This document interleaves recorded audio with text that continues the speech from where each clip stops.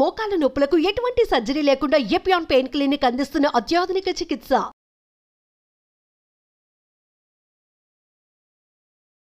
Suman TV వీక్షిస్తున్నటువంటి ప్రేక్షక దేవుళ్ళకి నా యొక్క హృదయపూర్వక నమస్సుమాంజలు. నేను మీ డాక్టర్ డి బాలకృష్ణన్, ఆయుర్వేద వైద్యరత్న, Sri Kaushik Ayurveda multi therapy hospital, Dilsukh Nagar, Hyderabad నుండి మాట్లాడుతున్నాను.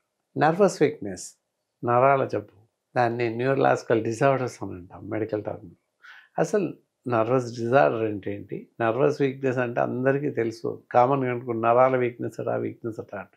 అసలు నరాల వీక్నెస్ అంటే ఏంటి, అది ఎందువల్ల వస్తుంది, జబ్బు రావడానికి గల కారణాలు ఏంటి, వస్తే ఎలాంటి లక్షణాలు కనిపిస్తాయి, రాకుండా ఉండడానికి ఏమైనా జాగ్రత్తలు తీసుకోవచ్చా, అలాగే వచ్చాక మరి ఎలాంటి ఆహారం తీసుకోవాలి, ఎలాంటి ఆహారం తీసుకోకూడదు, అలాగే ఆయుర్వేద వైద్య విధానంలో ఎలాంటి వైద్య చికిత్సా పద్ధతులు ఉన్నాయి, ఇలాంటి విషయాలన్నింటినీ సవివరంగా సహేతుకంగా ఈ కార్యక్రమం ద్వారా ముందుకెళ్దాం.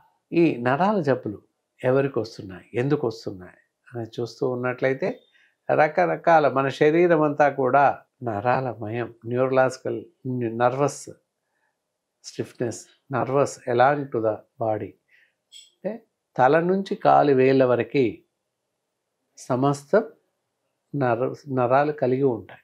దాన్ని నర్వ్స్ అని చెప్పేసి అంటుంటాం. మొత్తం నరాలు ఉంటాయి. ఈ నరాలు ఏం పని చేస్తాయి అసలు అంటే, circulation to the blood every corner in the body.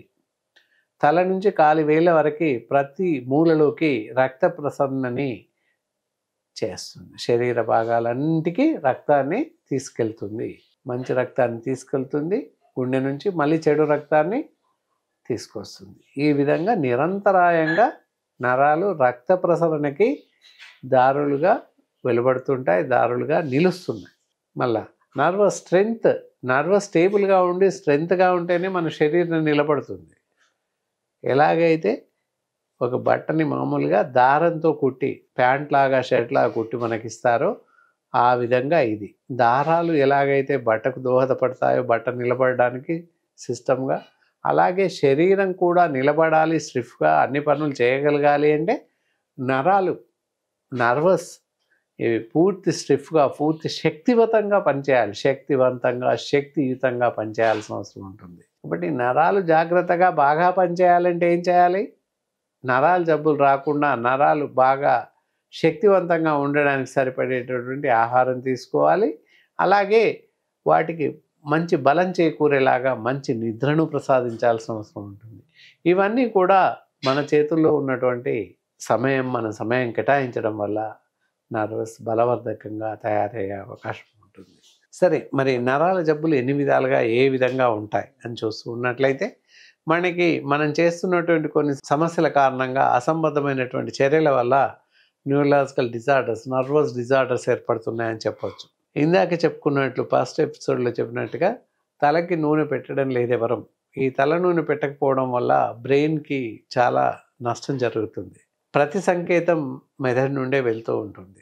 శరీర భాగాలన్నింటికి మెదడు నుండే వెళ్తుంది. అందుకే కేంద్ర నాడీ మండలం అని చెప్పేసి అంటుంటాం, సెంట్రల్ నర్వస్ సిస్టమ్ అని చెప్పేసి అంటుంటాం ఇంగ్లీష్లో. అంటే మెదడు బాగా పనిచేస్తున్నంతకాలం శరీర అవయవాలు, శరీరంగాలన్నీ కూడా అద్భుతంగా పనిచేస్తాయి.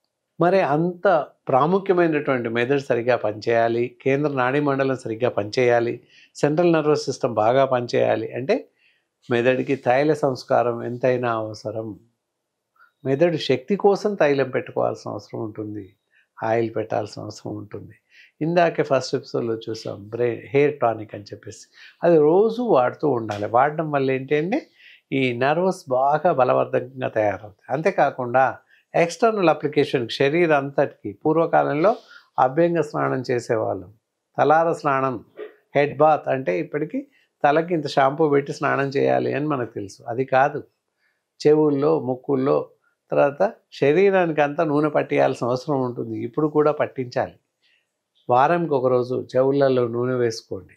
అలాగే ఒళ్ళంతా నూనె పట్టించండి. ఒక పావు గంట 15-20 మినిట్స్ వెయిట్ చేసి స్నానం చేయండి. దానివల్ల శరీరంలో ఉన్న నరాలన్నీ పూర్తిగా ఆరోగ్యకరంగా అద్భుతంగా తయారవుతాయి. దానివల్ల 15 మినిట్స్ శరీరానికి ఆయిల్ పట్టించిన తర్వాత 15 నిమిషాలు వెయిట్ చేసి గోరువెచ్చటి నీటితో స్నానం చేయండి. అప్పుడు మన శరీరంలో ఉన్న నరాలన్నీ కూడా ఉత్తేజవంతం అవుతాయి. వాళ్ళు రక్త సరఫరా, బ్లడ్ సర్క్యులేషన్ చాలా బాగా జరుగుతుంది. దానివల్ల నర్వస్ స్ట్రెంగ్త్, నర్వస్ స్టెబిలిటీ అనుకున్నాను, నర్వస్ స్ట్రెంగ్త్ చాలా బాగా ఉంటుంది అని చెప్పకనే చెప్పొచ్చు. ఈ విధంగా ప్రతిసారి చేయండి. మరి ఎలాంటి నూనె పెట్టాలి శరీరానికి అని చూసినట్లయితే, ఇంట్లోనే నువ్వుల నూనె దొరుకుతూ ఉంటుంది. నువ్వుల నూనె కాస్త గోరువెచ్చగా చేసి 2 చెవుల్లో వేయండి, పేయంతా పెట్టుకోండి, 15 నిమిషాలు వెయిట్ చేయండి, మంచి స్నానం చేయండి. తలతో పాటు శరీర భాగాలు నీట్గా అద్భుతంగా బాగా పనిచేస్తాయని చెప్పొచ్చు. ఈ విధంగా చేస్తూ ఉంటే నర్వస్కి పూర్తిగా ఆరోగ్యం చేకూర్చిన వాళ్ళం అవుతాము. అలాగే పైన చెప్పినటువంటి అసంబద్ధమైనటువంటి ఆహారం తినకండి. జంక్ ఫుడ్స్, ఫాస్ట్ ఫుడ్స్, అలాగే ప్యాకేజ్ ఫుడ్ ఇవి మానేసేయండి. ఇవి చేస్తూ ఉన్నట్లయితే నరాలు చాలా బాగా పనిచేస్తాయి. ఆరోగ్యంగా ఉండడానికి ఇందాక చెప్పినట్టు మంచి ఆహారం తీసుకోండి. పాలు తాగండి, కాఫీ, టీ తాగొచ్చు, ప్రమాదం లేదు. అలాగే కూరలన్నీ అన్ని రకాల ఆకుకూరలు తినండి, అన్ని రకాల కూరగాయలు తినండి. నాన్ వెజిటేరియన్లో మటన్ ఒకటి మానేసేయండి, ఎండు చేపలు మానేయండి. మిగతా ఆహారం అంతా తీసుకోండి, ఎలాంటి ప్రమాదం లేదు. అన్ని రకాల పళ్ళు, సీజనల్ వైజ్ లభించేటటువంటి అన్ని రకాల పళ్ళ రసాలు తీసుకోండి, ఎలాంటి ప్రమాదం లేదు. ఇలా తీసుకుంటూ ఉన్నట్లయితే శారీరకంగా, మానసికంగా చాలా ఉత్తేజులవుతారు. అంతే ఎక్కువగా నరాలు ఉత్తేజంగా పనిచేస్తాయని చెప్పకనే చెప్పొచ్చు. దాంతోపాటుగా ఉదయం సాయంత్రం ఎక్సర్సైజ్ చేయండి, అలాగే ధ్యానం చేయండి. ఉదయం సాయంత్రం మాలాంటి ఎక్స్పర్ట్ డాక్టర్స్ని అడిగినట్లయితే ధ్యానం ఏ విధంగా చేయాలి, ఎంతసేపు ధ్యానం చేయాలి, దాన్ని మెడిటేషన్ అంటాం ఇంగ్లీష్లో.